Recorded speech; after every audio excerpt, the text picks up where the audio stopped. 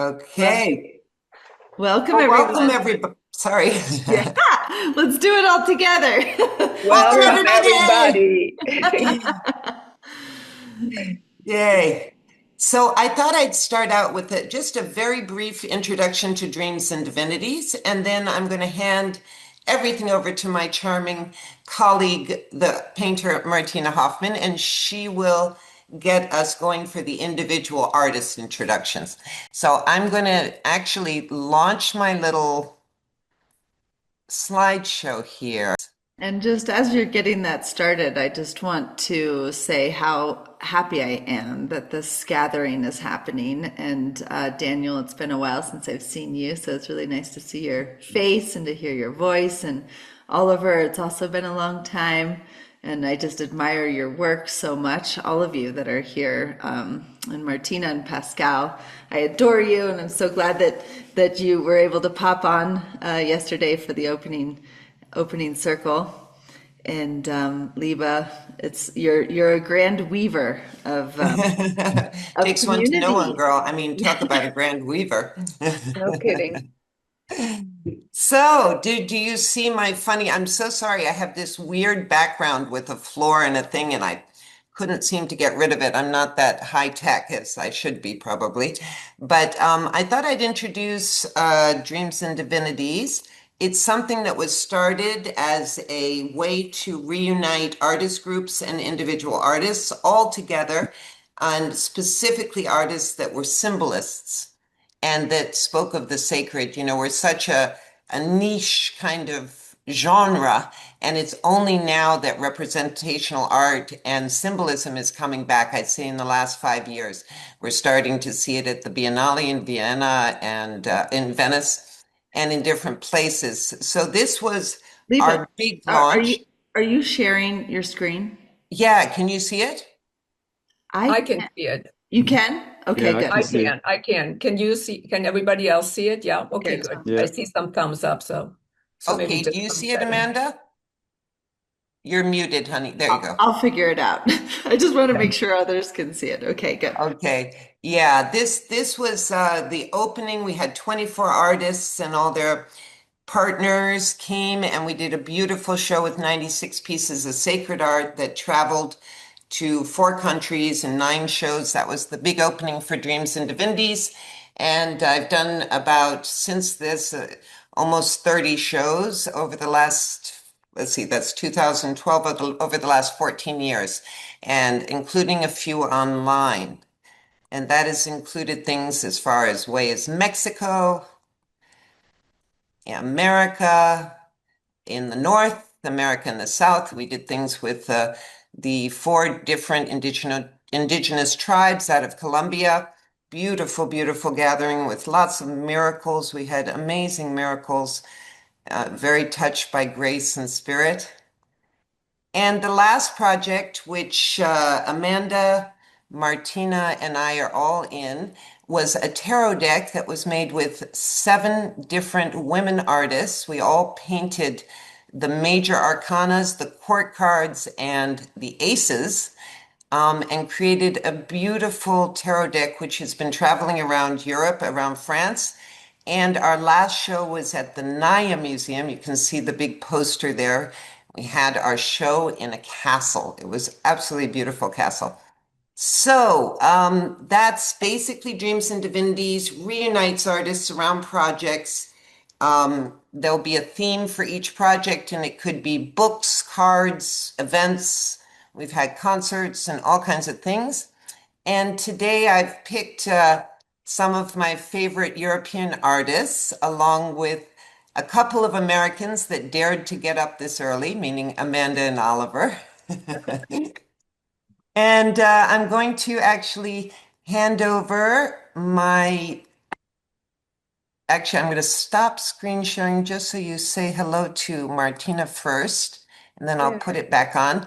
And I'm going to hand you over to Martina so she does the introductions to our artists. Okay, so thanks for the talking stick. And yeah, thank you for everybody who is actually braving the early hours to join us. We're excited, and this is a great round that we have today. I go with Amanda and Liba. We love all of you and your art. You're really one of the great, most expressive in the field, and we honor your voice. So this is why we put this together, and we're going to talk about dreams and divinities, roundtables, the claiming magic myth, personal vision through art. So that we're talking about sacred art. And this is, I think, a kind of art that is really close to all of our hearts. And to get this round going, I would love to just introduce you individually.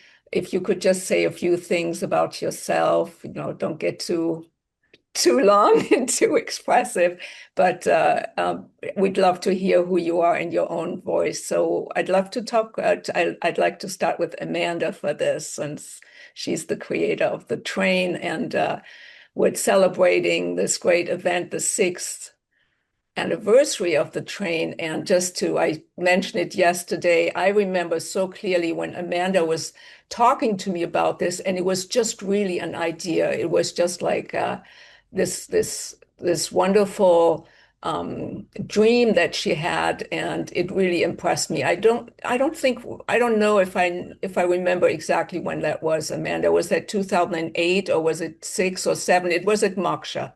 It was the year we went to Art Basel together. We had that fabulous bus, and the American tribe united, and it was really an incredible event. And so you spoke to me about the train and how you wanted to create this dynamism that would ignite a new expression, something that would involve a larger community. And so that was then 6 years ago, and look where you are right now. So this is really impressive, and I'm so proud of you, and this is awesome. So thank you. You too. Appreciate So that. just introduce yourself, Amanda, please. Okay, well, thank you. Wow, there's so much to share, but the trains, yeah, since this piece is up, this painting is called The Regenerating Heaven on Earth. And I started painting trains. Started in like 2011, but it was all around that time where I was just putting the puzzle together, because I was asking for a vision, right? I was looking for a vision. I was curious and I was open. And so this is where the story of the train came in. And so this painting is about like origins and time, and coming into this place and time where people are coming back out of the boxes of the grid of the industrial world, and then coming back to gather in the circle, and then to come into create spaces that are new, right? Out of like that connect with our ancient ancestors, with the sacred fire at the center. And so this circle has been like a powerful breaking up of the box, right, in a way. And I've painted all these eggs over many years that have been these symbols of rebirth and birth in general, seeds. So I see the train as this vessel that can take us back on the tracks on a journey of regeneration and reconciliation. And so it's really like going in the opposite direction of manifest destiny. And it's about the people coming together. So the visionary art community getting involved. I met Martina when I was, I think, probably 18, 19. Yeah. Martina was she had actually just, newly shaved her head. And Martina, I found out maybe like a year ago or 2 years ago that you were almost my high school art teacher. Yes, almost, yeah. We were invited to teach at the Waldorf School in Boulder. And since we were traveling so much, Robert and I, we could not take that assignment. So we handed it over to Kitaro, the Japanese artist, and he became your teacher for a while, therefore. I believe, right? He never met Ernst Fuchs, but he did admire him so much, and he showed a lot of his work in my high school class. And little did I know what was going to happen. It came through a whole nother avenue that I met Phil Rubinoff Jacobson and Michael Fuchs. and ended up on this whole path. Well, here we are, and it's such a blessing to continue to weave the tracks with everyone and continue. The artwork has been, you learn a skill. It's like, okay, I knew it was valuable. I felt it was valuable to learn a skill to paint anything. But then what? What am I going to paint? What's the story? What's the narrative? What's the purpose? And to me, where we are right now on the train in this International Creative Space Station, this has all been born out of the paintings, and it's all woven back in. So currently I'm focused more on social sculpture than actually painting currently. It's the first time in my life in over 27, 28 years I've taken a fast from painting, but I know that that's going to weave back in, and I am so excited. So the arc of painting and community is what's important to me. Before we hand over the thing to the next artist, can I just make a very quick mention? I just picked these pictures off the web for Amanda this morning, and I didn't realize this was a train. And as you said that, I had full goosebumps because I had a peyote voyage with indigenous people when I was a teenager. And I had a telepathic vision with another woman. And in this vision, the Hart family climbed onto this rainbow snake, which took us out of this terrible sort of pit of pollution. It took us off into this enormous potential for beauty and love. And as soon as you said that, I'm seeing the snake in your train with all the animals. It feels just like that vision I had. Isn't that amazing how things can be so archetypal that I feel like I've seen no wonder I picked that one. Anyway, it's a beautiful, beautiful painting. And Sorry. just more confirmation that we're all dreaming together. Yes, exactly. Yeah. Exactly. And that's one of the great values of this time, I think, in Yeah. that we can share so easily with so many people too. And then others have more access than ever before, right? It's within the past 25, 30 years that people have been able to have more access. Before it was record covers and magazines and books. But Yeah. for people to also have this recognition and it's a kind of language, right? Yeah, Yeah. And it's absolutely. interesting, Amanda, too. Remember when we talked about the eggs? I mean, I started painting eggs. I don't know if started painting them at the same time or earlier, but it's also been something that I've been doing for a very long time. I've never shown them. I've never released them, but because it's an ongoing thing. But yeah, how interesting, right? I mean, well, it's a universal symbol, of course, but still, it's beautiful how we at all times overlap and how we maybe unconsciously or just like that, how we support each other's vision as well and how we fuel each other's vision. Yeah. Yeah, and Rupert Sheldrake and Graham Hancock had a podcast that I was listening to the other day, and they were talking about all this different. They're finding more and more women that get together are actually telepathically dreaming together. And that's something that I've had for the last 10 years, dreaming with different women, having the same dream, either the same dream with slightly different variations, or literally we're entering in the same dreamscape. So it's a real thing, not just with my own personal group, but like to the point that Rupert Sheldrake and Hancock were talking about it on a podcast. Pretty That's amazing stuff. Yeah. And I just wanted to say to this painting is called Pronoia. And I started this painting in Alex and Allison's studio in New York in 2013. They were doing these seminars, which they still do now every summer. And this is about the eagle and the condor, the prophecy of the eagle and the condor coming together at this time. And there's just the alliance, you see the map of the world behind. And I don't paint usually figures where you can see the skeleton, but it was an homage. This piece is an homage to Alex, and then Allison also with her secret writing that's coming out. and pronoia. It's the suspicion that the universe is conspiring on your behalf. Yeah. Thank you, Amanda. Very nice. Well, thank you. Thank you so much. So the next person we'd love to introduce or we'd love to invite to introduce himself is Oliver Benson. Oliver? There, Yeah. can you hear me? Yeah, I think. Yeah. Loud and clear. Well, I'm actually a little blown away by what I just saw from Amanda and the things I heard her say and Martina and Liba as well. And I have a bit of a problem with self-awareness. So I'm kind of I almost don't know what to say about my work now, but I feel like it's just very interesting that I feel like I'm looking into a window, a shared window now with the artists who are here and being part of a world that I almost don't know, but it's so imminent suddenly and so powerful.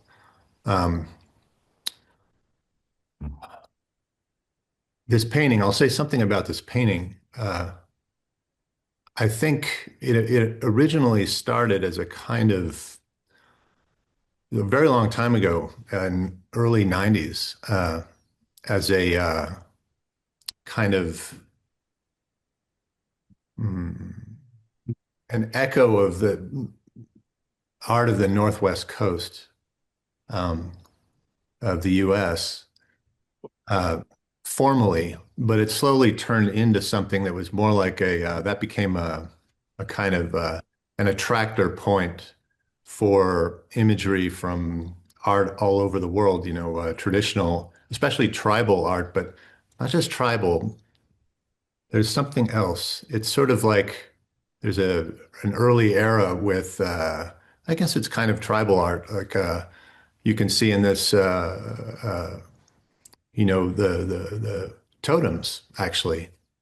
Um, Crows, a kind of magic bird on top of the wings, and eagles and a sort of dragon and a snake. Um, I think I was trying to make a body uh, you know, uh,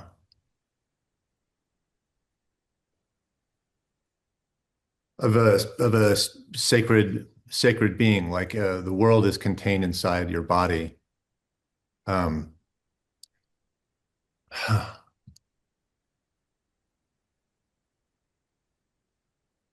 It's gorgeous. Yeah, it's beautiful. It's gorgeous. I love it. You blow my mind, Oliver. I mean, I'm blown away by every artist in here. So don't think that you're any less. No, I mean, it's incredible. It's incredible. Your work is mind-blowing. That's why you're here. well, thank you. And I apologize. I'm so unaccustomed to talking about what I do, and I'm a bit of a recluse, so I'm not quick to speak well. But you do. You do. Thank you. Yeah. Uh, Wow. I guess I can say something about this too. There's a similarity in that it's a sort of totemistic thing. Also started a very long time ago in the early 90s. This painting is kind of, it's a conjuration. It's a little more like influenced by Mesoamerican arts, Mayan especially.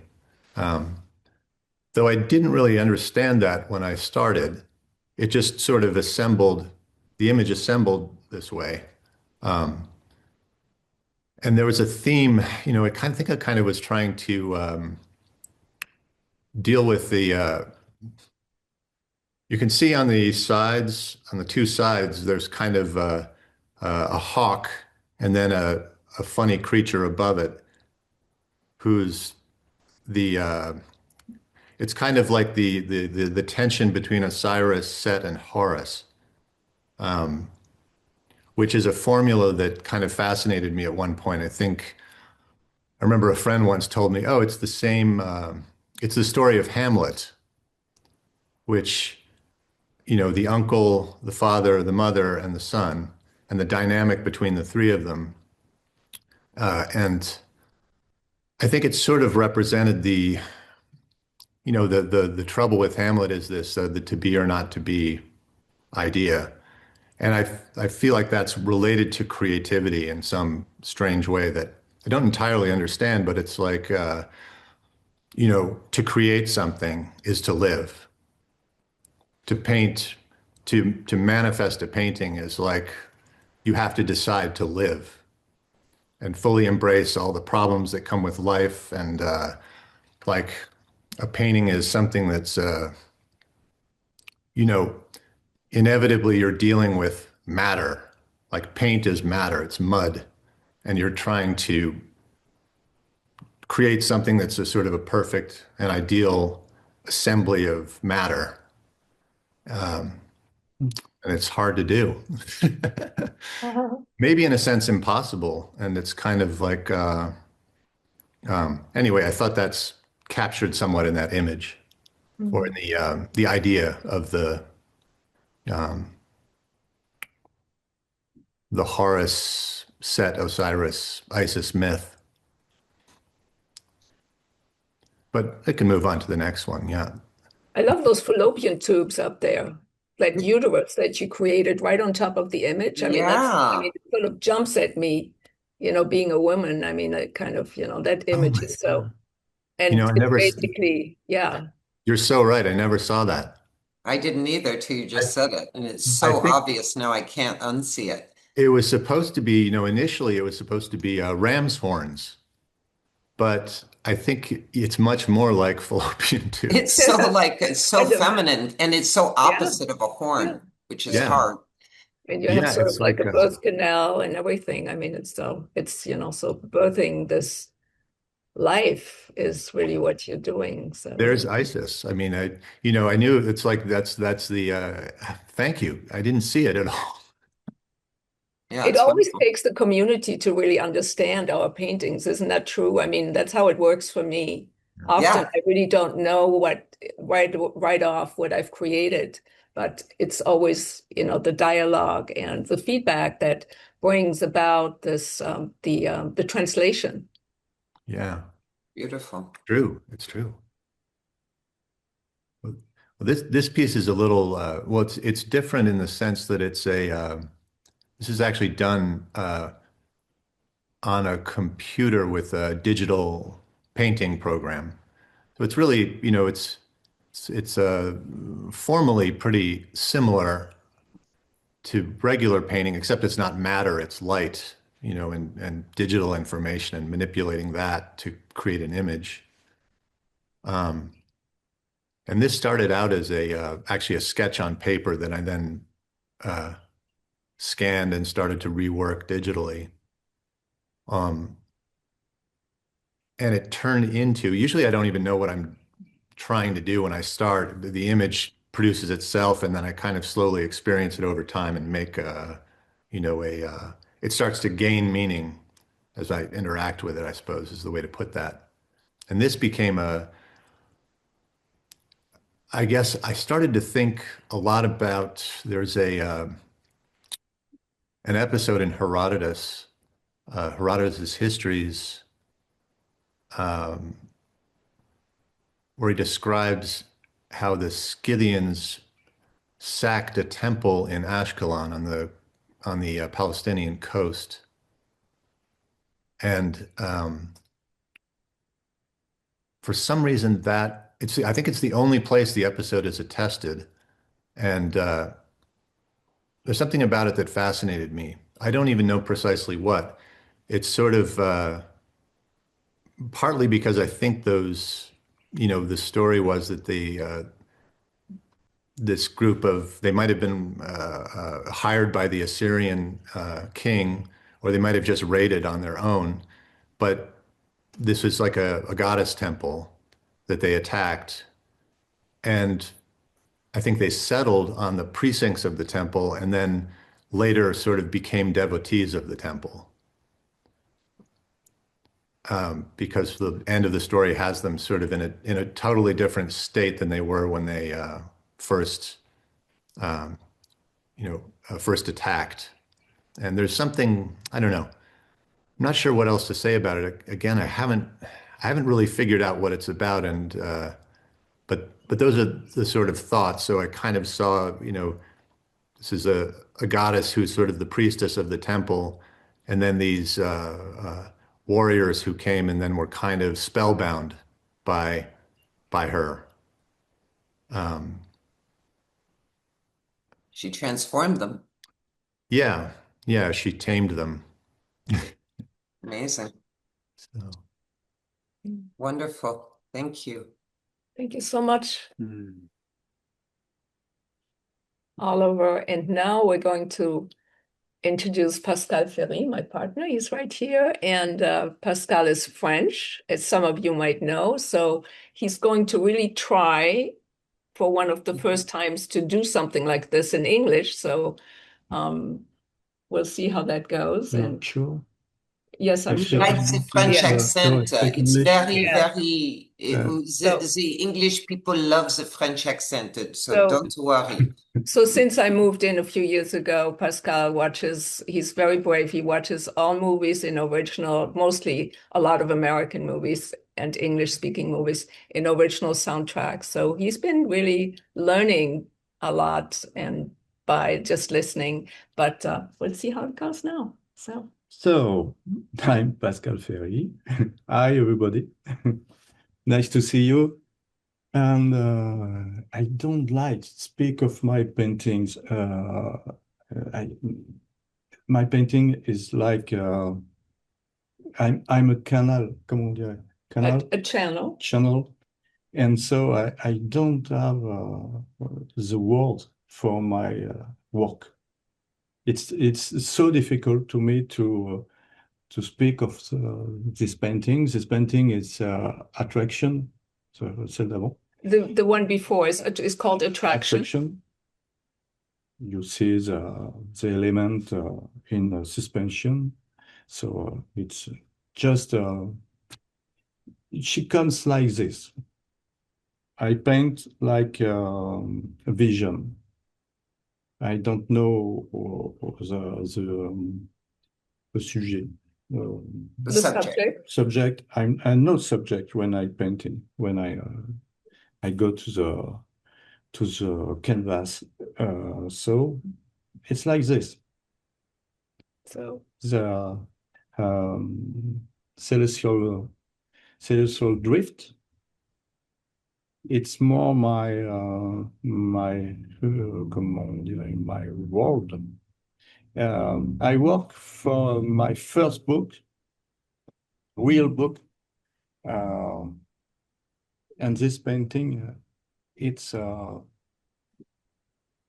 comment dire, un élément de ce monde. So I don't know if you caught that well. Pascal is basically saying that this is really a painting about his world. Basically, he paints his world, and it's like a very elaborate concept that is really, it's all there in his mind or in his heart, and it's and this is a particular element of this world. So he's going to write a book about it, and he's working on it. But it's just it's just an expression of that. And as you can see, Pascal's world is also very mineral, and there's not too many obvious human life forms in there.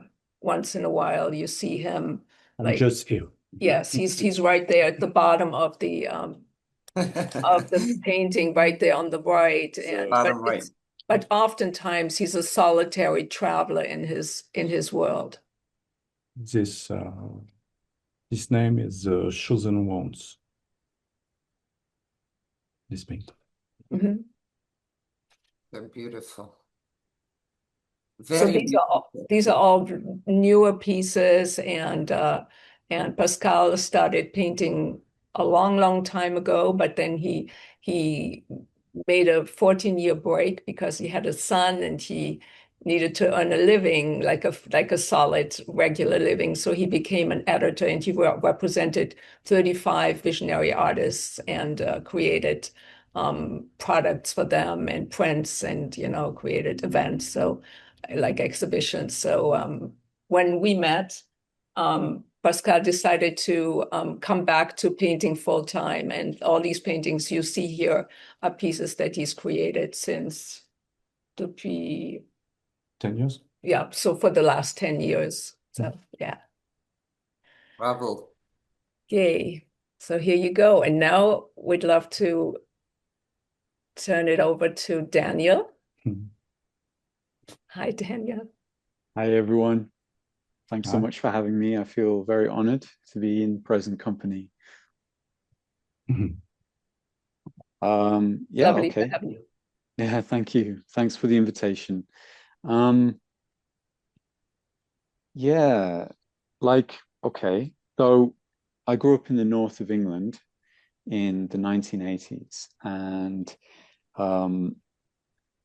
the kind of cultural artifacts of America and Europe were sort of washing on the shores of the British Isles. And I was living in the industrial north, and it was a very different time, pre-internet. And yet, from a really early age, I had a sympathy with European surrealists and people making fantasy and sci-fi graphic novels and LP covers and comic books. And later on, as I grew up, I got more into like ethnobotany and psychedelia. And it was a very early call for me. It was like really a kind of mysterious call to vision from a really young age. I was always trying to find ways of deepening my dream world, deepening my imaginal perception.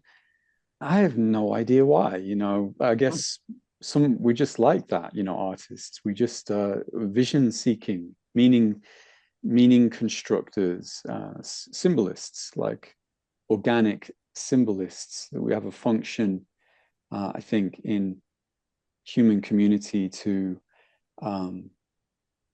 digest kind of chaos of the world into meaningful forms and kind of metabolize them into structures of meaning that help us hold our humanness through change. And so art has always been like a real fortress for me because like, yeah, the life is such a beautiful grace, and it's also a battle. It's like this mega fractal of heavens and hells, and art for me is like a vehicle within that to kind of craft myself and my world and my sense of meaning through that. And in that, obviously, like I think I really resonate. Oliver, talking about Greek myths and mysterious questions in ancient prose that kind of just show us that this is a deep, long line of like human symbol making. And I'm interested as much in the kind of archaic as the futurist. I kind of quite like the term archaeofuturism, and this idea that we still need myth, and we need myth to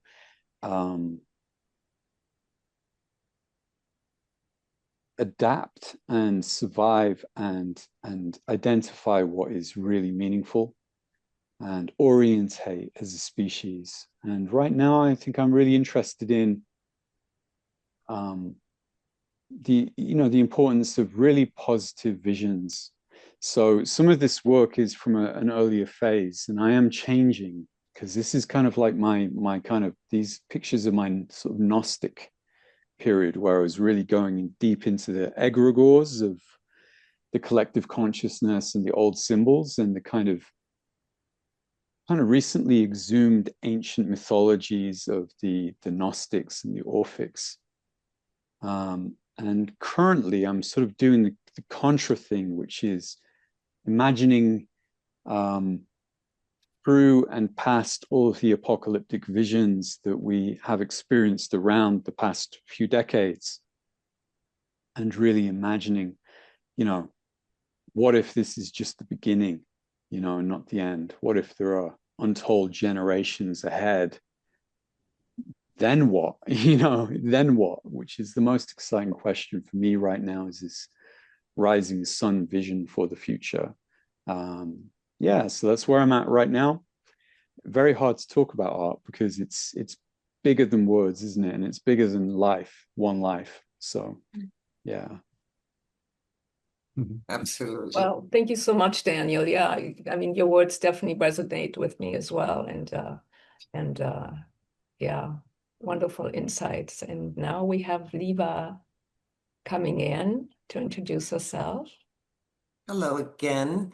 So, I've been working for quite a few years with, I'm very, very attracted to a lot of the nature religions around the world, whether it's the American Indians or there's a whole sort of pantheon of different nature religions which recognize that everything is conscious, uh, not only animals, not only furry, finned, feathered, and fleshy creatures, but also mineral, mountains, elemental, water, air. And I like to sort of morph myself or other people with animals. So this one is a self-portrait. I put my eyes in the snake, the larger deer, and the octopus, and my son is the little deer. And I've done quite a few paintings and sort of enshrined them in this sort of sacred settings, sort of very iconic sort of compositions. This is a very old piece, but it's well known, and it's from an ayahuasca journey. It was my very first ayahuasca journey. And I find that I'm very much attracted to painting both visions that I have during vision quests or voyages, as well as my dreams. I've been a lucid dreamer since I was a child. I had a wonderful teacher in fifth grade who was a hippie. I grew up in Southeast Asia and I was living in Indonesia, and there was a hippie community, and my teacher was from that community. And one day he told us that we were supposed to tell ourselves before we went to bed that when we fell asleep, within the dream, we had to count to 5. And because I just trusted him, he was my teacher, I did that. I counted to 5 in my dream, and I woke up and I told him, and he said, okay, now you're going to have to learn how to count to 10. And so this was something that I did. And ever since, I've consistently dreamt lucidly since that point. And so those are the two main sort of sources of inspiration. For example, this is from a dream I had in my 20s, which was about living paintings. I won't go into them because we can talk about the content during the course of this roundtable, but it was just very, very briefly, it was a dream about 3 living paintings, and they were all living. It showed me that we are all connected as one, that the universe is something that's within us, and that we are taking a voyage through this world, that it's only just one type of experience in sort of an infinite array of possible realities, of parallel universes. And so these are all the little dream houses I've had along the way, from the teepee to the high skyscrapers. But voila, so that's the 3 main things that really generate my inspiration is dreams and whoops, here, dreams, visions, and just the main sort of philosophical ideas I have about life. I'm also very involved with the Hebrew esoteric system, the Sefer Yetzirah. I've been dreaming and writing about it for 10 years, and you can see these symbols up in the corners, whether on the left panel or the right panel, are representative of the symbol. And maybe we'll get to that later, and maybe we won't. I'm not sure. But voila, that's my little universe. and I'm going to pass you over to my darling Martina. Okay, so I guess I'm the last to introduce myself, and I go with most of you. I mean, some of you have mentioned how hard it is to talk about our work. I feel the same way. Yeah. I usually am much more at ease speaking about how I feel about other people's incredible art than mine. And but I'm going to attempt here. So I've been a creative all my life. I remember well. It's probably one of my earliest passion to create, and I've been a full-time painter all my life, all my adult life, and I consider myself a world citizen since I grew up on different continents and different cultures, namely West Africa and Germany. German. I'm a native German, but I grew up spent my earlier part of my childhood in West Africa in Cameroon. And so, already these two parts have really, impregnated my life. I feel very passionate about what I do. It's basically the only thing how that I know how to do best, I would say, because it's like breathing to me. Painting is like breathing. I need to do it regularly and every day. And I love what you said, Liba, that your painting is very inspired by the animist thought. I have the same thing. I feel like everything is alive on this part of the veil as well as in the spirit world. I've done journey work for many years, and so a lot of my earlier work is inspired by that. We don't have any images here of that, but um, uh, what would I say? The first image, would you just go back so I can? There's also the sacred feminine that is very important in my work. This is a representation of the universal mother. And I painted this after my mom passed away. And a lot of my work is very intuitive. I don't, I go straight to the canvas, and then whatever comes is what is most present for me. I let the image develop. And I guess this was my ritual to transpose my mother's role as my physical mom. And you know, I, I helped her enter the realm of the universal mother. And the next painting is a portrait I did recently of an artist friend. I love painting portraits. I love painting the female and the sacred feminine always. And this is called Sirena. And it's just, I guess, it sort of speaks, if I should put words to it, because it's hard to, really express what this painting is supposed to be. But I would say it speaks to the feminine um, uh, ability, the feminine uh, precog and precog, and the one who's like an oracle and who taps deeply into the conscious and collective conscious and unconscious. So here we go. And the final one is a very recent or more recent painting. And this piece is called Dynamic Life Form. And I take a lot of pleasure in just developing form and movement. And this movement is always related to the energy that is present all around us and that animates all life. So I could talk about this probably a little longer, but I go with Liba. I think I might come back to some of these themes within the questions. So, and I see the time is rolling forward. So why don't we just go into our first question, perhaps, or? Yeah, sounds good. And eventually, if you do want to go back into it, I can always pull up these pictures again so that you can really Yeah, and for show. everybody, Yeah, yes, exactly. For everybody that might want to use it as their own image as a reference for what yeah. they're talking about, I can easily pull it out. Right now, I'm going to end the screen share because we've made our rounds and we're going to start with our first question, which is a very basic question, but it's an important question. And a lot of times young artists ask me this question. What is your main impetus for painting?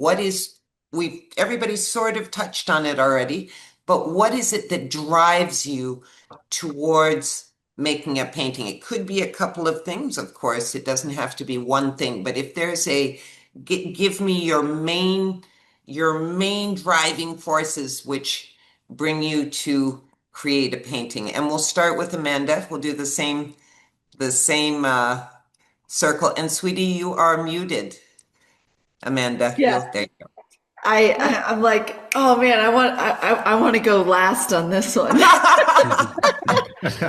This is a why, it's Do you quite want to? Do you Do you prefer? want someone else could start? You don't have to Okay. go yeah, I'll first. pass it to You someone else. prefer? Who Okay. would like to go first? Dan, Oliver, Sure, I'll Pascal? go first. Okay, Great. go for it, Dan. Yeah. I've thought about this a fair bit, and there are there's biographical levels to why that are, unique to the individual, and then there's like the species drive, which I think is more interesting, really, and because as you talked about at the beginning with this sort of group consciousness, I think we're probably all agreed that we're transmitting collective information,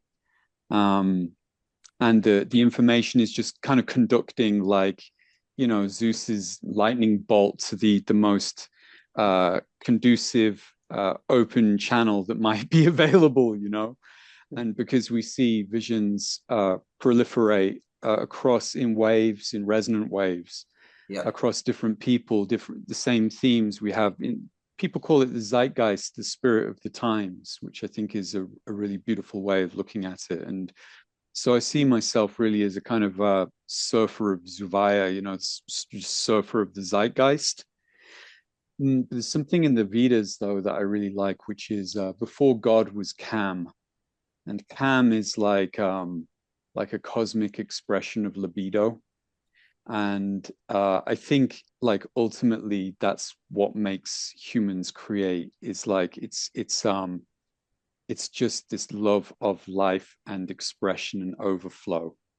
And that's where it's coming from. Bottom line, we are an expression of a creative universe, and we're just continuing that unfolding through our works.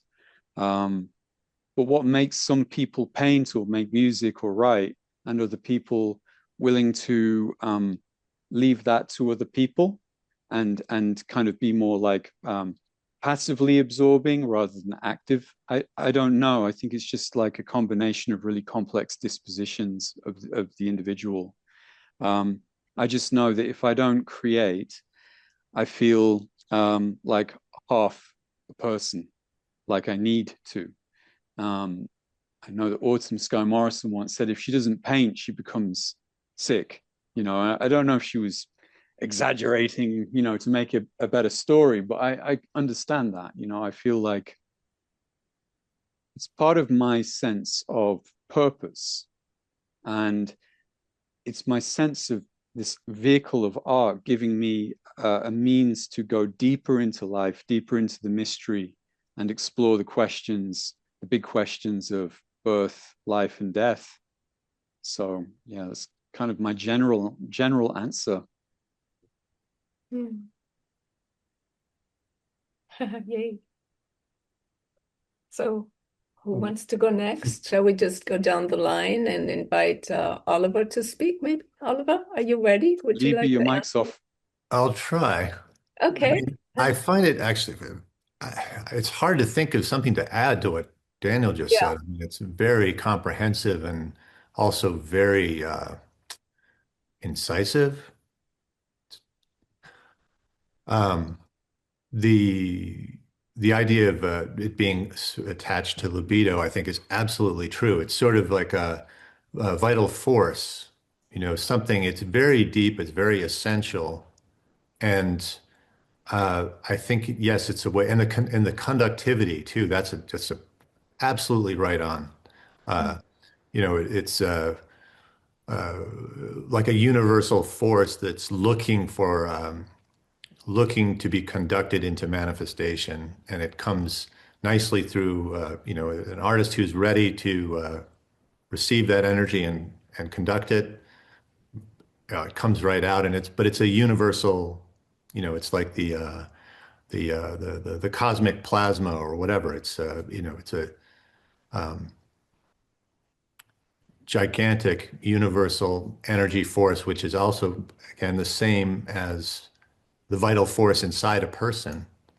For me, yeah, it's sort of like eating or drinking water or sleeping, all of these things that just have to happen, or else something is off, you know, a way of organizing thoughts and experience. But that sounds a little too three-dimensional also. I mean, it's kind of, when I think about it, going back, I started to draw when I was very little. But for me personally, I think the decision to really commit to making paintings came from a buildup of problems in my life as a teenager. Like I was very unhappy and depressed, and nothing was working out for me, and these problems got worse and worse. But then I started to paint more, and it was kind of like healing, and it balanced out the things that weren't working, and became a medicine, and then something more than a medicine. I mean, I think the word medicine is used in bigger ways. It's not just like taking a pill, but it's a path, or you know yeah, a path. I think I should stop there, but maybe I'll break in and say something more in a minute, because I'm going to say a lot if I keep going. Thank you. You're muted, Liba. Would you like to, Liba, you're muted. yes. Sorry, I was trying to not make noise in the background.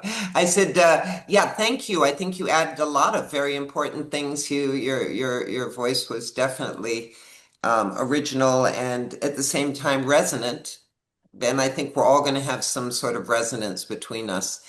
So, and we'll touch on a lot of the other things that inspire us and how we come to do our paintings in the future questions.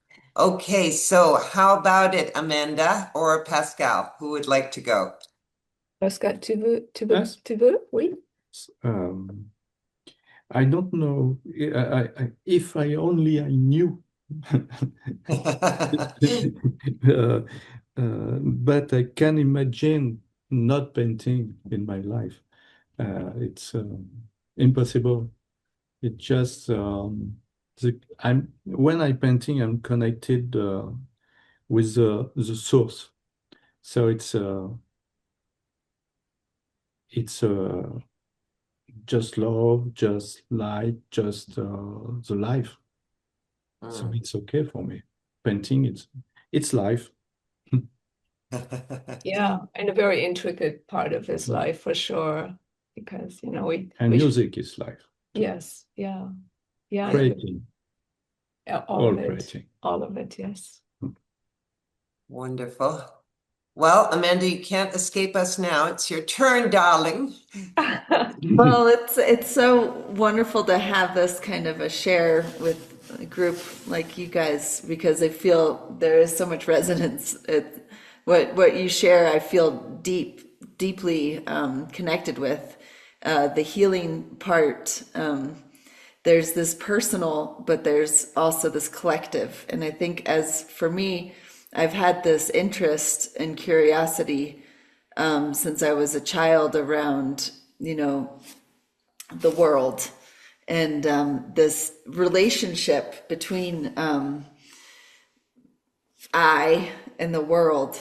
And I think it was a great trick somehow that painting was, made like available. Like, this is something that you could do.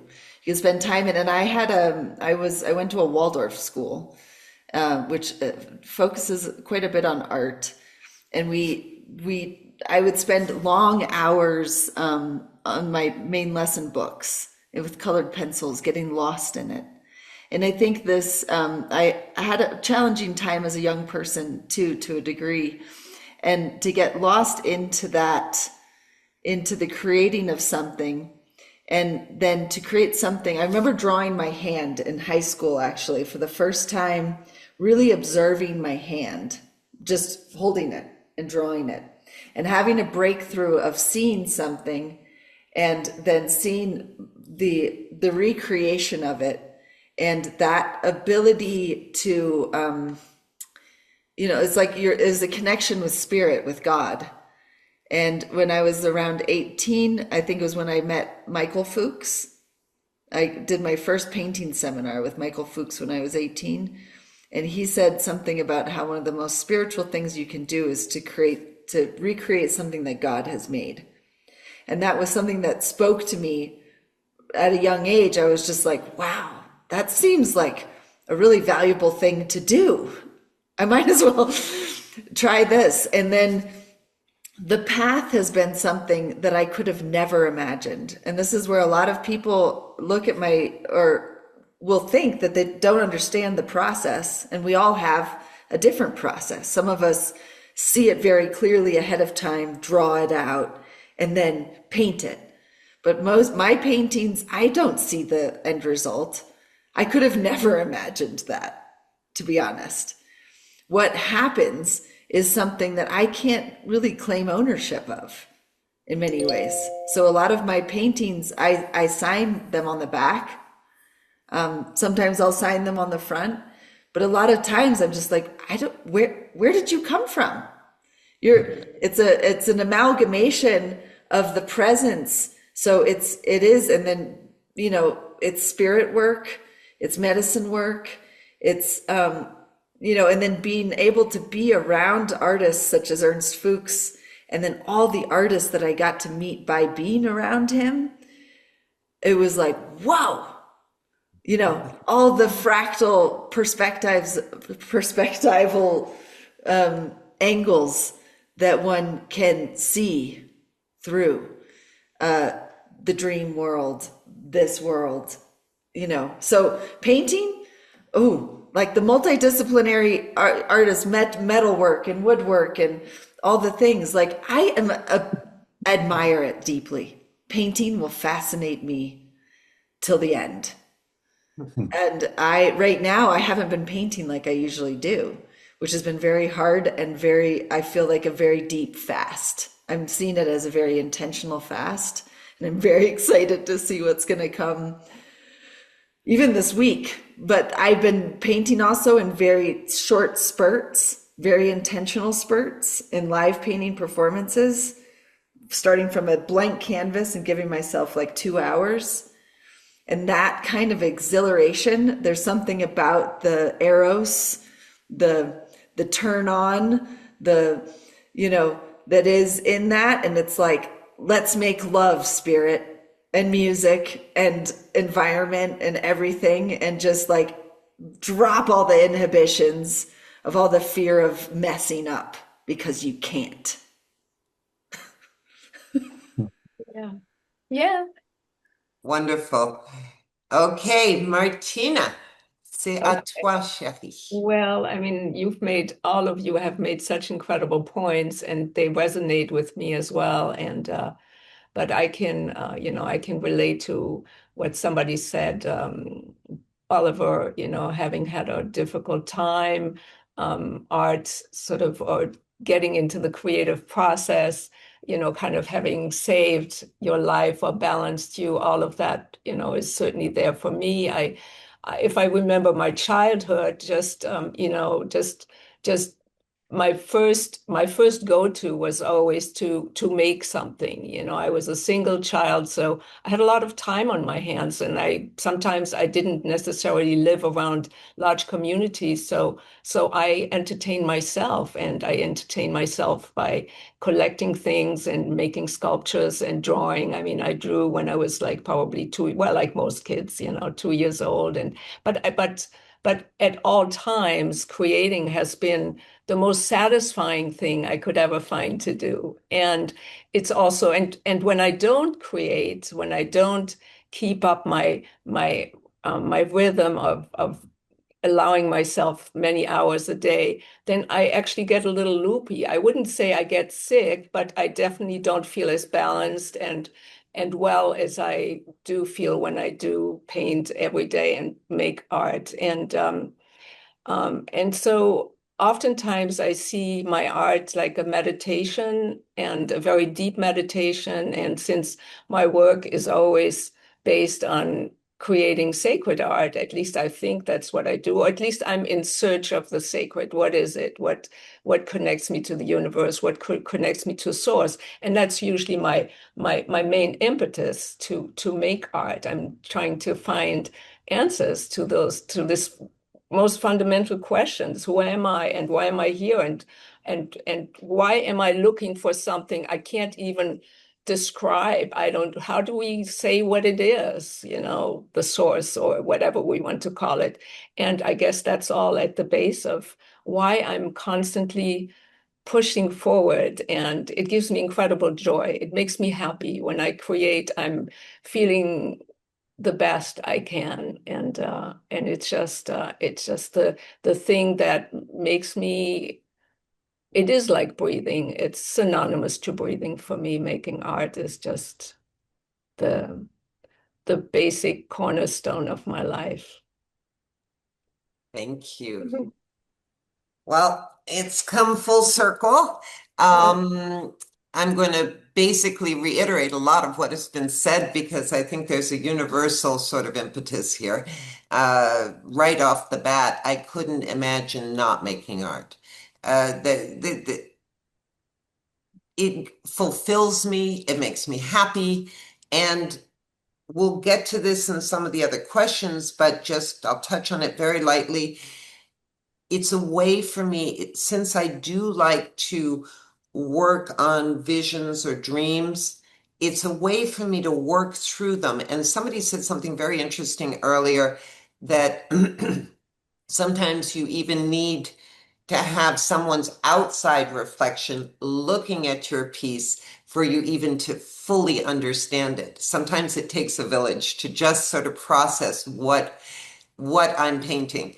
But ultimately, it's a search, just like you said, Martina, it's a search for the sacred. It's a search for who I am, what is my purpose here, what is, and you can't help when you're working with these sacred kind of themes to have a really strong sense of connectivity. Like you said, Pascal, you feel very connected.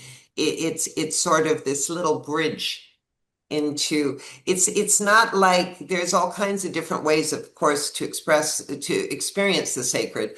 And of course, it's not like having a dream or anything like that, but there's this certain sort of when I get into painting, it's like I'm in another zone. I don't have the same time. I could go for hours and hours and hours and not even see the time go by. It's a whole nother way of experiencing life. It's sort of a liminal space between that sort of dreamlike state and the everyday life. I just really, and it's so satisfying that I agree with everybody here. I would be so unhappy if I wasn't painting. And I did, like you, Pascal, I took a break as well to raise a family and to I had a furniture design business for 30 years. And I still painted, but I wasn't exhibiting until my kids grew up. And then I really was able to get back into seriously painting in around 2010. So, yeah, it's a necessity. Let's put it that way.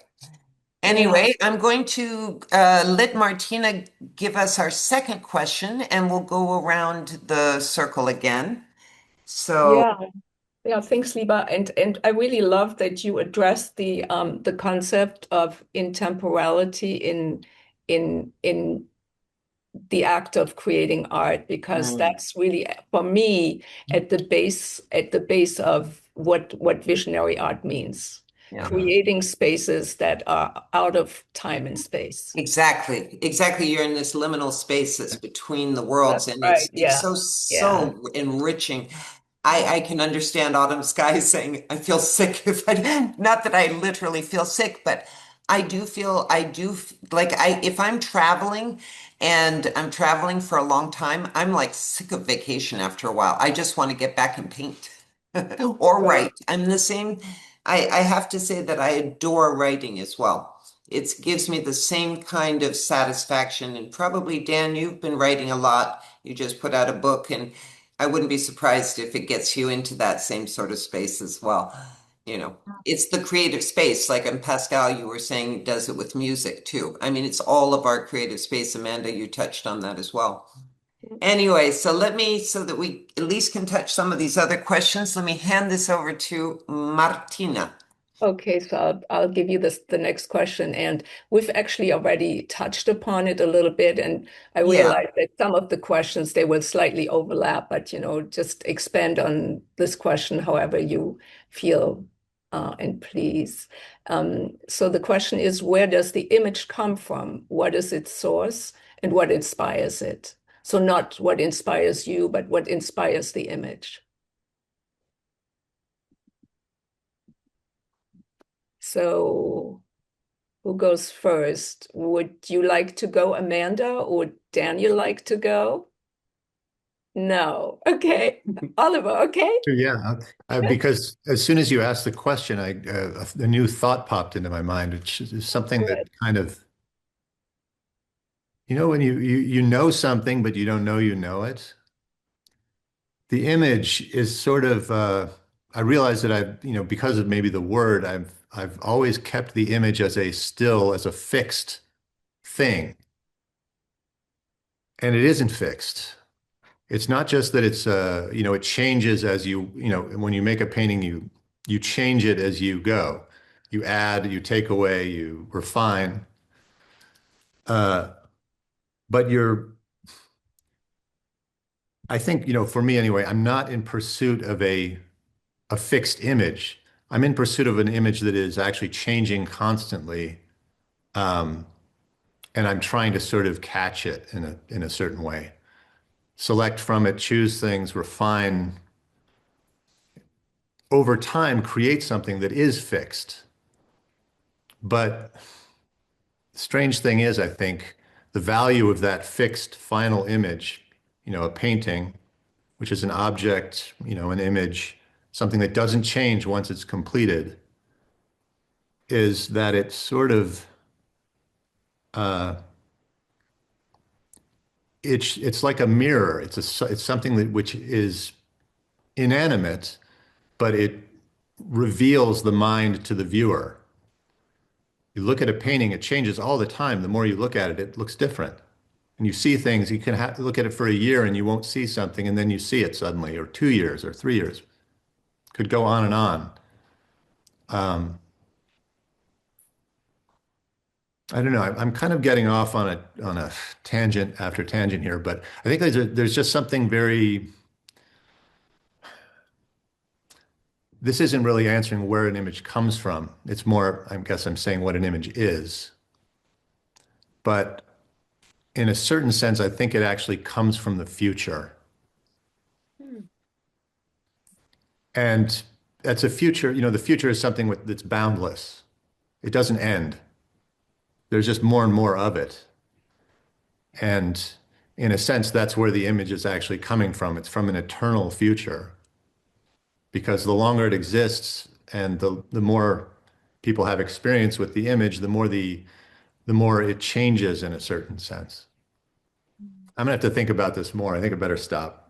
Well, you can always jump back in. I think this can be just like an interactive situation where we can, fill in each other. So, yeah, so great. Amanda, would you like to continue or somebody else? Sure. So can you repeat, is it like where the image comes from? Yeah, so the question is, where does the image come from? What is its source? What inspires it? Right. So this is interesting, like the seed or the egg that I've painted a lot of them, and they find their way into paintings a lot. There was a quest that I went on. It was 2006, where I was in a real state of just like, what do I have to contribute to the history of art? right? Or to humanity? And could it be through painting? And so the question, asking a question and then looking for an anchor, right? And that anchor could be one's own face, right? The anchor could be, you start somewhere. And that starting somewhere, I was looking for that origin, that place of origin from which to start from. And it became the egg or the seed that was brought through a painting that, and you've experienced this probably, or many of us work this way too, of starting from a place of abandonment, right? Sometimes, right? And I was preparing these canvases for some very intentional works. And then there was a piece of extra canvas and some extra paint on the brush. Ugh, need to do something with it. So, and it's that special time. It was like twilight, almost getting dark. And there's, those moments that are in between worlds. And through this, I could barely see what I was doing. Something started to happen. And that painting was the one that then I saw then myself, or I interpreted it this way. I saw myself asleep, dreaming. Then I saw the rice fields behind me. I was in Indonesia at the time. And then out of the stormy sky came a serpent. And in the serpent's mouth was an egg. And it was like, there it is. So it's been like this game of like, okay, I'm going to figure this out. I'm going to do something that's going to open something, that's going to reveal something. And then it happens, by the way, if you can notice, and then it's like the clues are there. So for me, it's like where does the image come from? It's somehow, and Oliver, you just saying something about from the future. It's so interesting because like the future, past, and time is so malleable in that space, and something is communicating with us. And it's us, maybe, or it's the origin of all things. And it's like the wisdom and the whispers. And so that's the part of the puzzle that's just infinitely fascinating. So when did it begin? When will it ever end? The moving image? It sounded like, it's making me think of what Daniel said earlier about conductivity. What is being conducted? It's something that we all share. It's a universal energy of some kind, but it has content also. Like I remember hearing somewhere that atmospheric plasma, that is like electrically charged gases, which are like the fundamental, like plasma is the most fundamental matter in the universe. It's not even matter exactly, but it's 99% of everything in the universe is electrical plasma, something like this. And that if you observe it, it seems to be conscious and intelligent. That doesn't And surprise me. it it feels that way, like I'm experiencing this over, when the questions that were asked, this question, I wrote down something about breath. Like I feel like the breath is actually where the image comes from. But it's not that the act of breathing produces it. It's what the breath does that somehow makes it appear. Interesting. It's the first father in the Sefer Yetzirah is the breath of spirit. Oh, It's yeah. the very essential first manifestation from the first mother. Do you think it's like this is what when you breathe, it's like that's what makes that's what grounds the energy from above. It's like it's a light that lights the candle, or makes the bulb light up. Which brings us into life. The first thing we do is we take a breath. And the last thing we do before we die is we take our last breath. I mean, it's really the very first manifesting kind of experience we have is taking that breath. And it grounds us into this physical existence. Exactly. Yeah. So should I go now since Pascal is Yeah, not go ahead. Go ahead. yeah, Pascal has one of his migraines today, so he's really struggling a back little and bit, forth. but let's, yeah. He can come in whenever he wants. I know, I told him so. So interesting again, because I have the chance of being one of the last ones to answer, I can feel resonance in a lot of things that people have said. One of the things that's interesting is I have changed and tried different methods, but my preferred method is I love to figure out my composition and draw it before I put it on the canvas. And one must sort of realize that the whole drawing process is in itself a discovery. So, that in itself. But what is interesting is that once I put it on the canvas, it is going to change the whole duration of that painting process. The painting itself will dictate the colors, it'll dictate what needs to be added, what needs to be changed. And I think that we really do channel. I definitely, everybody sort of touched on that, but it's a very, very important thing for me. I mean, I literally give offerings to Saraswati, who is the goddess of creation and music and arts, before I start painting every time, because just like I think you said, or I forget who said it because it's so archetypal, is that often when these things come through, I'm like, whoa, did I paint that? It's like surprising. Like sometimes things just come out and it's like, wow, okay. And so even though I might start a painting with a very strong intention and I have a vision and I know what I'm going to do, it will change as I actually paint it. It's not something that's fixed in time. It's really a process that's sort of guiding me I might guide that vision onto my canvas, but afterwards it's going to guide me in terms of how the thing will be completed.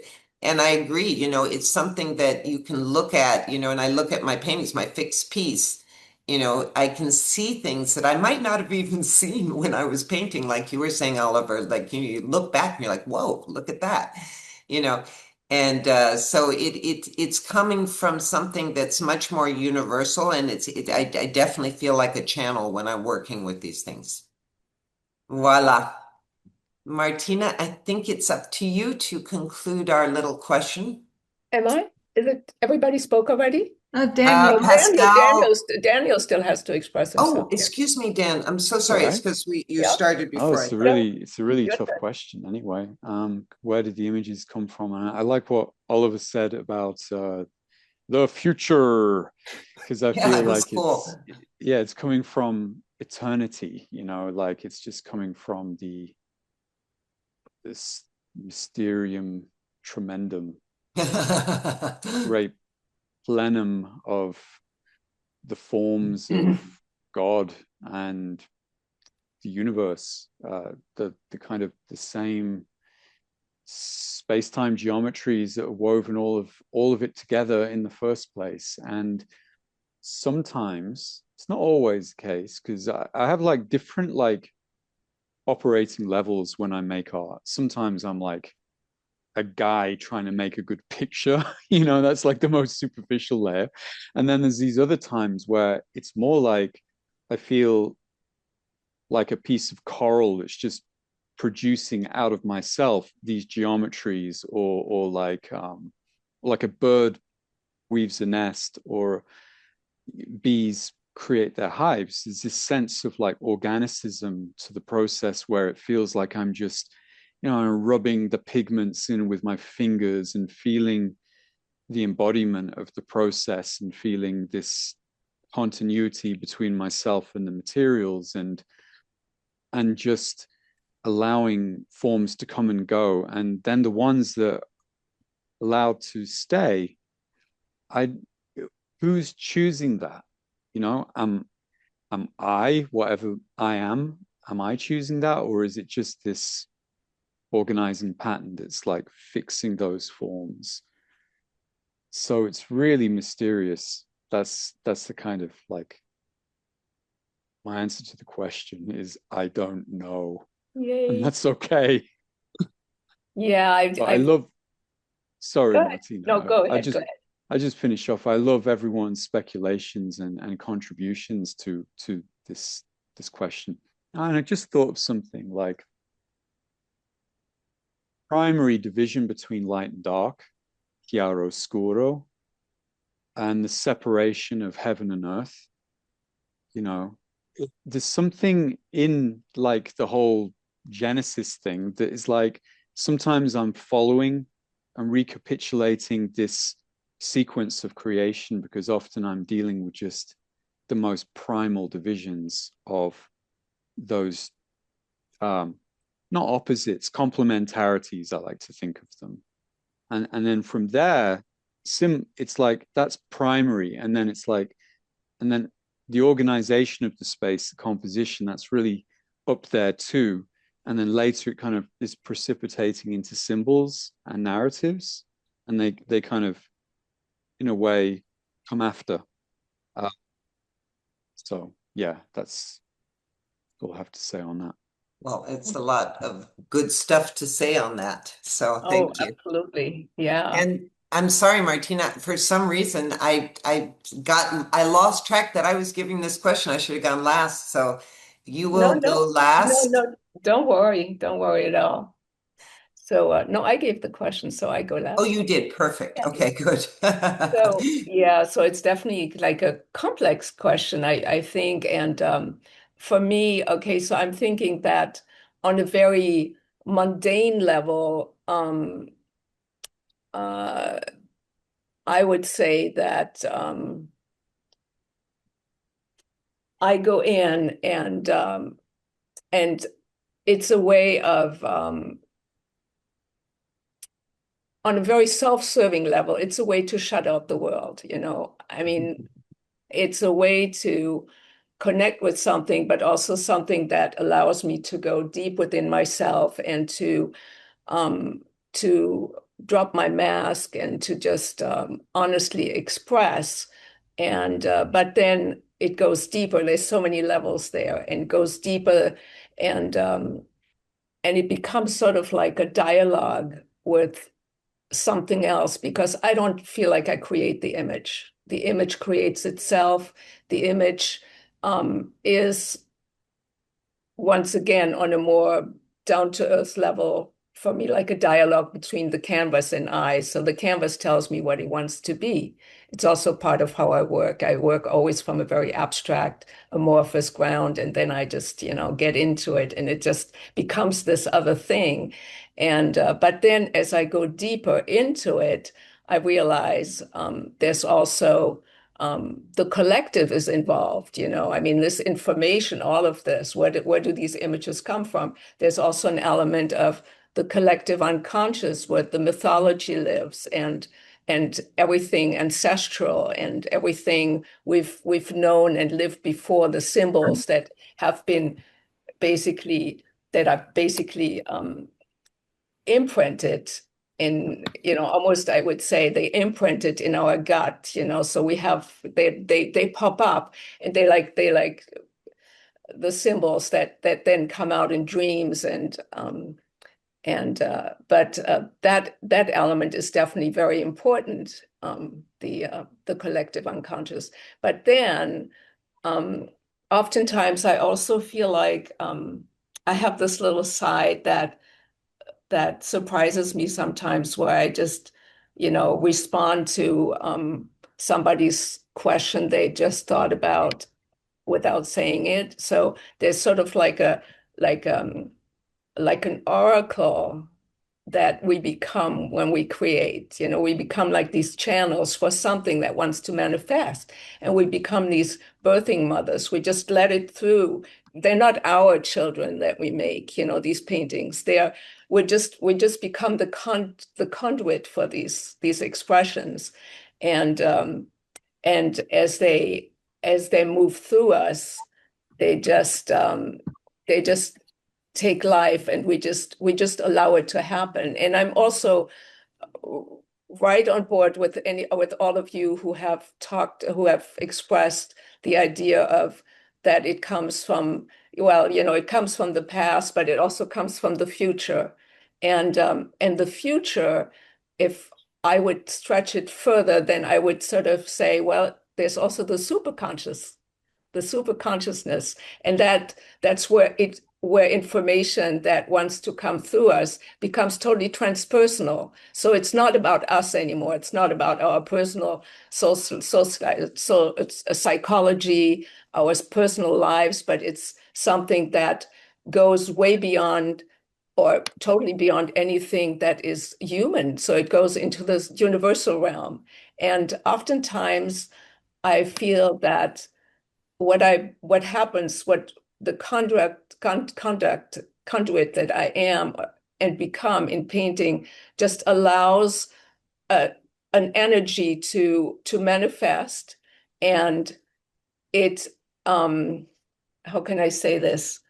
Lost my train of thought there. It just just kind of don't know where that went, that thought. That's okay. Maybe it was.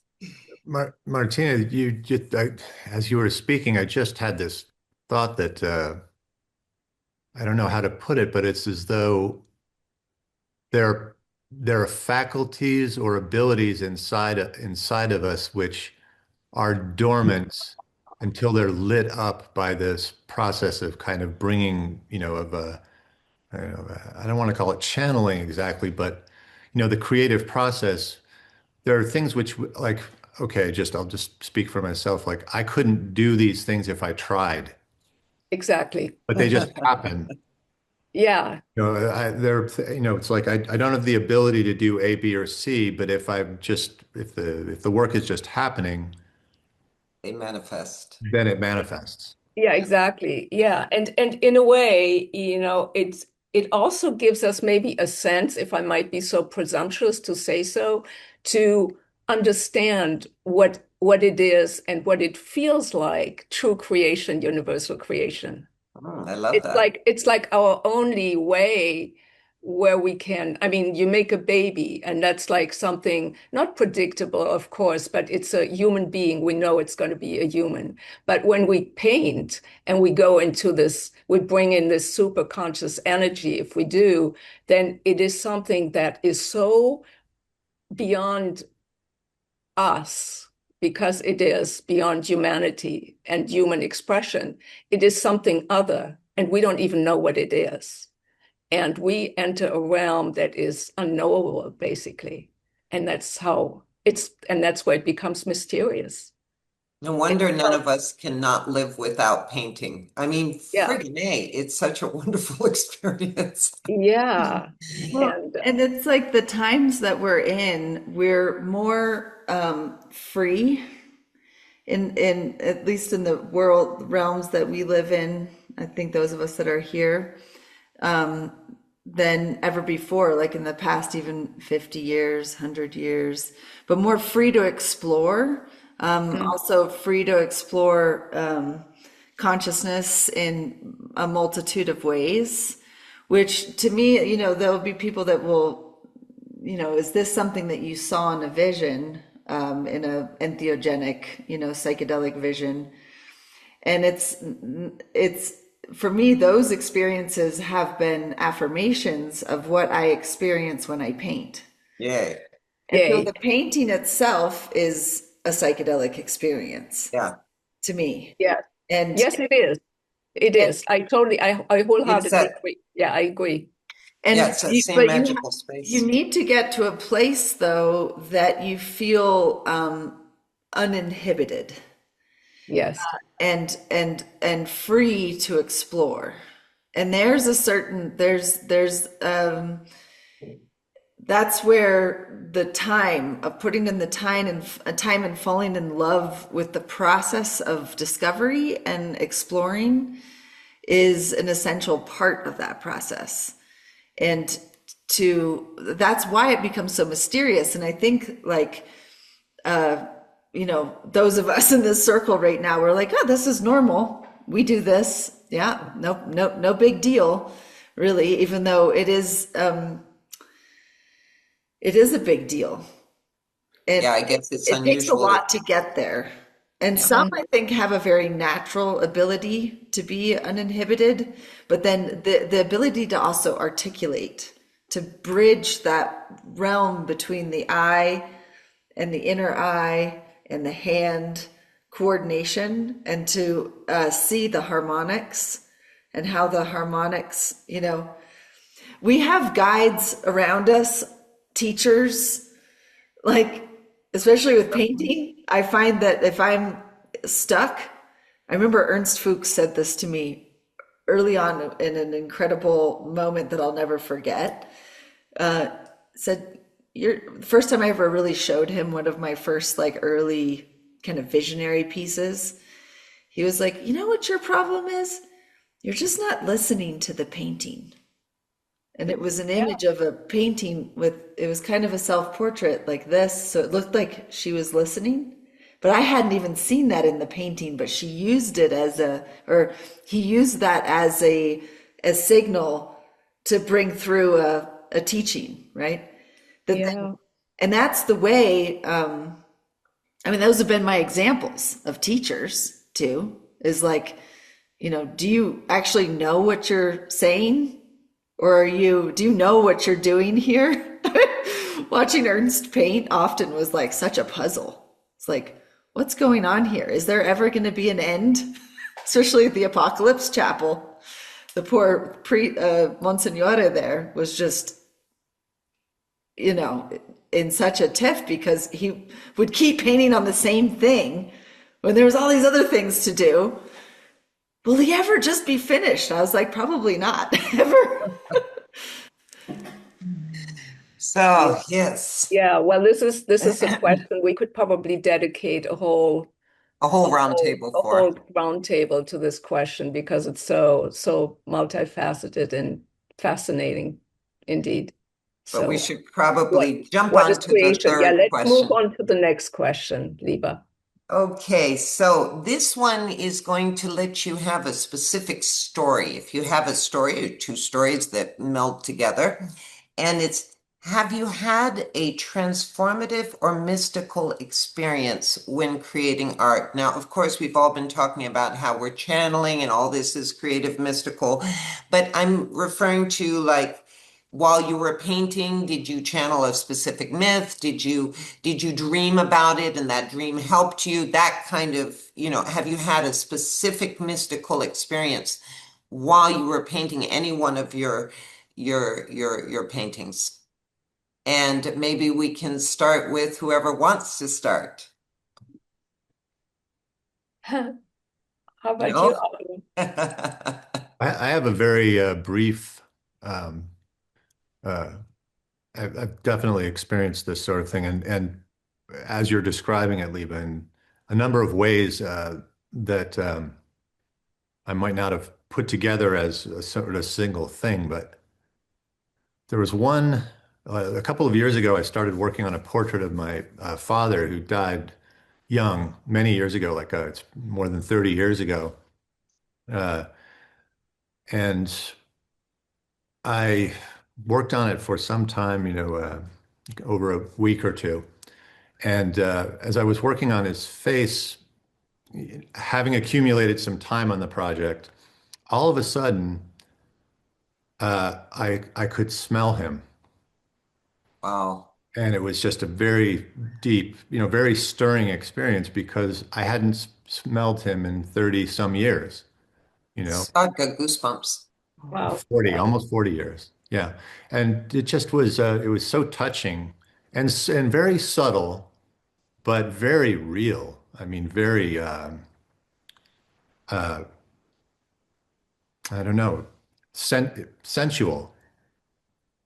Beautiful. Anyway, it's not exactly. It's exactly Oh, the it's kind of thing I exactly what was we were digging looking for. for. Yeah. Exactly. You couldn't have hit it more on the head. Do you mind if I jump right in? Because I had a very Absolutely. similar experience, Oliver. Yeah. So on the occasion of my grandfather's 70th birthday, I decided to gift him with a portrait of his mother, whom I never met because she died under suspicious circumstances in some experimental Nazi hospital in Austria. So, but so I had to rely on images, and I picked an image and blew it up and sort of, began the portrait. And he watched me every day and looked over my shoulder, and we consulted since I didn't know her in person. He would talk to me about the color of her hair and the way her skin was and whatever he remembered about her. And when I thought I was finished at the end of several days or a week, I called him one day and I said, "Look, I think, grandfather, I'm really there, and I think this is it." And he looked at the portrait and for a long time, and then he said, "Well," he says, "it's a really beautiful portrait, and you're really close, but there's something missing, something very essential." She had a special light in her eyes, and so I looked at him and I went like, "Wow, now what do I do with this?"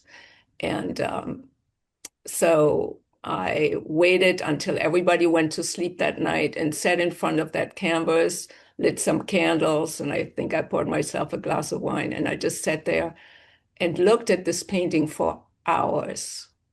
And it got late. It was probably like 2 or 3 in the morning. I got really tired and didn't quite know what to do with this piece of information.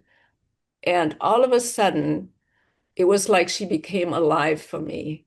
And I saw the light and I put basically two darts, if you want, or two little light reflections. And the next morning over breakfast, I said, "Look, this is what I came up with." And he said, "This is exactly her. You got it." Beautiful, beautiful. Yeah, beautiful. Dan, you don't have to answer the question if you don't have one, but if I think Dan and Amanda, you have an opportunity if you want to answer that, if you have a Happy story to. that, what's that? Can you hear me? Yeah, Yes. now I can. Okay, cool. Yeah, when I had a whole phase in Australia during the pandemic and the lockdowns where I was living extremely remotely. I was on the Pacific seaboard in a shipping crate. That was my house. In Wuyong Nature Reserve, which is a traditional place of like crossroads, and I could hear the sea and the birds, and it was very out there time, actually. It felt very like something out of a Philip K. Dick novel. It was just really weird time, because the planet was melting down, and I was living in this shipping crate, and I was working with the local medicines as well, and just really vision questing, because it was a kind of time. It was like a weird collective liminal space, the whole thing, and very strange. So Yeah, I was totally pushing like that. it. I was really pushing the boat out during that time, and to the point where I felt like I was navigating different time streams, and there was a lot of very strange anomalies going on. And there was a bit of a message also to kind of dial it back and reground, you know. But during that time, my paintings were really animate. So with when I turn up to there's a particular painting called Susto, which is kind of a painting about kind of like conquering fear, really, and not conquering, but like passing through or kind of glassifying the density of the labyrinth. There's the paintings on Instagram. Anyway, yeah, one night the whole painting was like I was in the image, I was in the painting, and I was feeling I could smell the regolith of the waterfalls, the high glacial waterfalls bringing down the minerals from these high plateaus, and I could hear it, and it's like I could see within it. So I was landing brushstrokes in that state of kind of full virtual reality with my painting. It was a deep communion with the space behind it, and that's kind of like it gave me an education, because It's like there's certain things that creators can make, like certain books or music, or paintings that really can animate in the mind, because it's a participation. We're not just passively observing objects. We are participating with them. They're coming alive within our own internal world model. And it just gave me a much more synesthetic appreciation for painting. It's interesting that you mentioned smell, Oliver, because this painting smelled of glacial water and freshness and, that kind of high country kind of smell. And I'm seeking that in my work since I went to Egypt last year, did a pilgrimage in Egypt, and I've been working very quietly and keeping a low profile and not sharing much work in progress from this sort of post-Egypt cycle. It was very much based on this sort of like essence, like really feeling the essence of these worlds in a whole sensory way. So yeah, I'm grateful for that time for opening my kind of synesthesia, really. Fantastic. I love that story. Mm. Amanda, you have something before I go? Sure. I love all this about smell. I feel very oriented with smell often. Like I have a lot of I guess deja vu kind of experiences, things that are come through smell. But the story that I wanted to share was actually came like right before you asked the question, which makes sense too. That there was there's this painting, the lifting of the skirt painting that many of you probably know this painting. It took me 6 years to paint, and the reason why it took so long is because I really needed to articulate and discover like why I was gonna lift my skirt, and then there was the why was pretty clear, but then what developed out of that was this kind of thing that came through the painting of like not resolution, but it was like the next chapter after that, right? It's like lifting of the skirt in response to something. And then there was something that happens as a result of doing that in that interaction with what one is lifting the skirt to. So it was like at the end of this painting period, it started it in Vienna and I brought it to Los Angeles. And it was probably 4 a.m. That hour, that time between when the late night before it turns to morning. And it's the most quiet. And I've found a lot of really precious time of painting in those hours. And especially in the middle of 10 million people, downtown Los Angeles on a rooftop, and everything's totally quiet, and I'm in this quest. I'm wondering what I've discovered, this egg that is falling now, from her down to this table of power.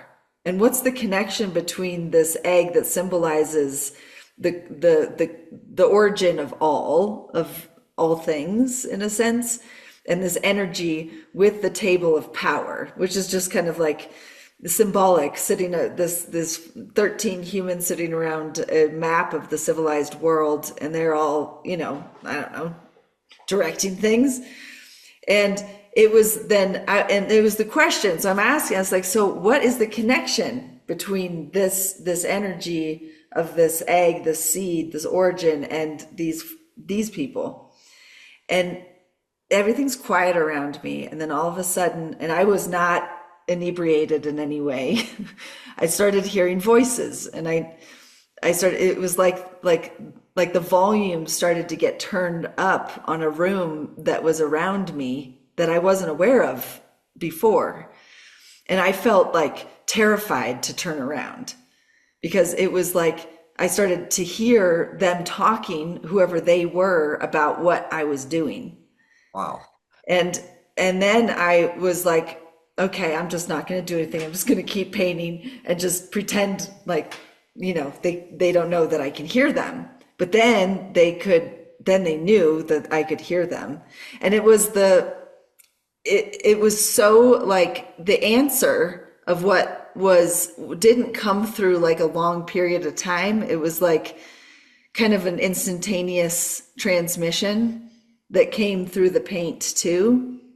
But these people that were sitting around the table were all ended up not, they ended up being featureless, and also ended up being just sitting in their own space. So it was like this solitary transmission of connection. That was something that it was just like following the clues. But the voices of those that were with me to sense, like I never turned around, but the voices were the greats down through history, the great painters, the great visionaries. That's who I felt was with me. And they were interested in what I was going to actually do. And so I don't know, I've never had an experience like that since. But it was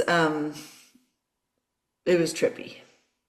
It's so interesting because I wasn't planning on talking about this when it came to my turn, but it reminds me of something that happened to me where I had a sister circle of 13 women back in almost 20 years ago now.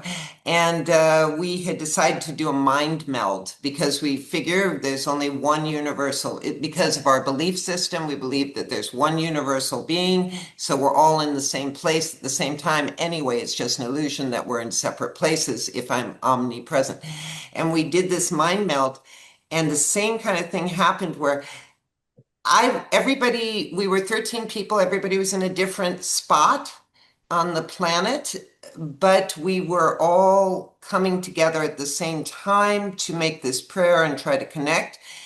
And at one point, I felt someone touching my face and touching my hair, and it freaked, just like you, it freaked me out so much. I was like, whoa, because it was so present. And even though we were trying to call this in, I wasn't expecting it to be so real. And the next day, I was talking to my sisters, and this one painter, maybe some of you know her, Gabriela Garza Padilla, she said, oh, I didn't join the sister circle last night because I had to finish varnishing my painting. And it was so weird, Liba. I was in my studio sitting at my chassis, I can't speak English anymore. I was sitting in front of my easel, and you showed up in my studio like a 3D holographic person, and you walked over to me and you sat at my feet. And I was so blown away, I just couldn't stop touching your head and your face. And this was happening at the same time that we were trying to call this in. And it turned out that was just the first event of so many telepathic things that we had over a number of years. But yeah, I guess I should answer this question because I think we only have 9 minutes, and I'm going to cut it down because I've had so many mystical experiences while painting. And one of them that's pretty amazing was back in 2009, I had painted a painting of the Triple Goddess, and it was intuitive. And for some reason, I just came out this way. It's kind of like we'd all talked about before. Sometimes we paint things and we don't even know why we're painting it, and we understand it afterwards, kind of thing. And I had painted the goddess with one hand up with fire, one hand down with water, and then because she was a triple goddess, so she had three aspects to her, and the other aspect was blowing breath. And literally 7 years later, because that was 2009, and in 2016, after I put out the Frontal Encyclopedia and I started the Tarot Project, I discovered this ancient esoteric Hebrew text called the Sefer Yetzirah. And it starts the cosmogony with three mothers who birthed the first three fathers. The first one is breath, the second one is water, and the third one is fire. I had zero idea that they existed, that this book existed when I had painted the triple goddess manifesting breath, fire, and water. And it's interesting because we are channeling these things. And I've had a lot of these kind of channeling things, but I'm not going to go into each one because we're running out of time. But I've also had, I just do want to point out one more, is that one time when I was painting, I'd had a dream about flying over a forest, and I came to a clearing in the forest, and I saw from above 7 figures, and each one of them was in an octahedron. And the points of the octahedron connected together to make this beautiful glowing star. So I called it the star octahedron. And as I was painting it, I realized that the 6 outer points created the star, but there was no connection to the center octahedron and the person inside it. And they were all in very sacred poses. So I was really like, how do I connect this so that it really has value to the painting? It's really sort of channeling what I saw in my dream. And I had another dream that night after I'd been thinking about it. And in that dream, there were 7 people, but it was very strange. There was a central character, and she was dreaming the other 6. And the way she was dreaming it, her whole top of her body was solidified, but then she turned into this sort of gaseous ether that went out into the 6 directions, meaning the 4 cardinal directions. Well, in this case, it was 6 directions. And it was like the ether had gone into the 6 directions and manifested into 6 people. And I realized in the dream that this central character was dreaming the other 6, but the other 6 were continuing the dream, meaning that the dream was as lucid as the dreamer, that it was almost like a fractal dream. And that was the solution to my question, how do I connect that central figure to the other 6 characters that make up the star? And I just literally connected them from the center into 6 directions. Anyway, there's, I'm sure, many, many more things to talk about, but we literally have 4 minutes. So we're not going to get to the other questions, but I think that we covered everything inadvertently, by just talking. And Yeah. if anybody wants to say sort of a final cap on this for the last, it's maybe that moment, since there'll be another platform starting in a few minutes. Martina, do you have anything? Yeah, certainly. Well, so, first of all, thank you for your incredible insights. And it's been a real pleasure to exchange as always, but also I love the confirmation that we keep giving each other, and this way of sharing how it really furthers community, not just physical community, but really spirit community. And Yeah. I'm so grateful for the circle and for all of you. And I mean, there's so much we could still go on saying, and I'm sure there'll be more opportunities, I hope, to continue this, and meeting some of you in person, really. I mean, I never met you, Oliver, and never met you, Daniel, so that's going to be a real. Well, I'm hoping, and we will see what happens, but there is a slight possibility in the next couple of years that I might curate a very important show here in Paris. And in that case, all of you guys will be invited, and you'll have to come out for it, because when you see where it is, you'll be like, oh, I'm coming for this. Because we got to drag you out into Europe here. Amanda, you've been here so many times, and you're right across the channel, Daniel.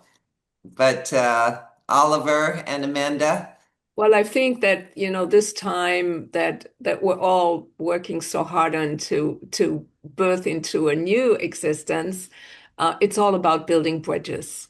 yep, And so we have to just, be the bridge builders that we are, bridge continents, bridge cultures, bridge whatever, our separates us hearts. at this time. And so we can move forward together and move into a future that is really deserving of itself. Thank you. That's exactly what we need. Well, We need to bring the peace that we're looking for in this very disturbed time. Yeah. And I think that, our artwork is really like talismans. It's something that I'm sure everybody here has had people truly look at their art, and as that mirror that art is, has had incredibly strong impacts. Even if you don't necessarily understand the symbols that the artist is painting, there's a feeling through the color, the form, and all the things that we're putting into these paintings that is inevitable that the audience is just going to feel. And I think that each one of these paintings is, these sacred paintings that we're putting out there, just brings some more beauty and some more, connectivity to this world that needs it right now, because we are definitely being splintered. So we Yeah. have to sort of carry the flame of unison. And I really loved what Daniel had said somewhere in one of your answers, that you were really conscientious about what you paint. And was that you, Daniel? I think you did. I don't know. Maybe, Yeah, yeah, but I but in any agree. event, it rang a bell, because this is also a time where we really have to be um, uh, conscientious about what we paint and what we put into our art. And so because each painting is a talisman, it's a magical power tool, and it resonates out into the world. Everybody who sees it will be impacted by it. So, let us be as flawless as we can be Yeah, to bring forth a bright and light-filled future. absolutely. Beautiful way to end this. Thank you so much, everybody. It dwindled down. We're having lost Andrew and Yeah, lost Pascal I Pascal. know he's sleeping at this point. He had to Yeah, I actually get it. take some I've had opiates for migraines. his headache, so it's not a good day for him. That's So, but okay. We definitely, we didn't even get through all the questions, so it wasn't like we no, were in lack. We We had a covered very, at least we I had a covered very fulfilling roundtable. Yeah, it's Thank like you. eternity and beyond. And thank you so much, Liba and Martina and Oliver and Amanda. It's been really good fun, a beautiful Yeah, conversation. So thanks for having me as well. thank thank you, you. Daniel, and Lovely to thank share. you. Yeah, Thank you Thank all. you, Oliver. And Thank you and so thank you, much Amanda, for of inviting everybody, course, me. and always thanks, thank you. Amanda. Thanks Absolutely for this delighted. Thank you, Amanda. opportunity Thank to you be all. on the Yeah. train. Choo choo! Choo choo. I think it's the first time I've done that. It feels good. Yeah, Thank you. Oliver, did you want to say something just to close out? Well, it was an absolute delight. Thank you so much, all of you. It was just so interesting and so stimulating, so warming, It's really And, wonderful. Thank you for and I inviting me. always appreciate the honesty and the authenticity. Yeah.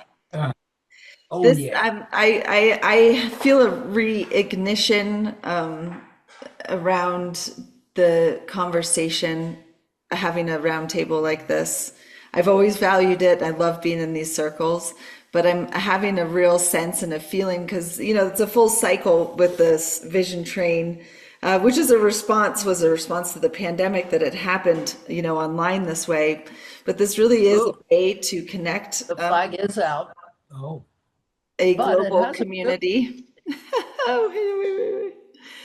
A way to connect a global community and to share and support. So other artists all over the world and those that are interested in listening to the artists. So I would just like to invite you that we can continue this conversation. And With great pleasure.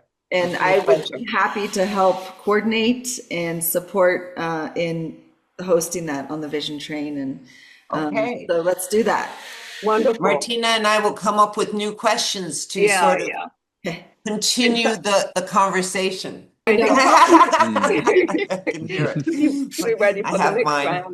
round. All right. Well, I'm going to stop the recording.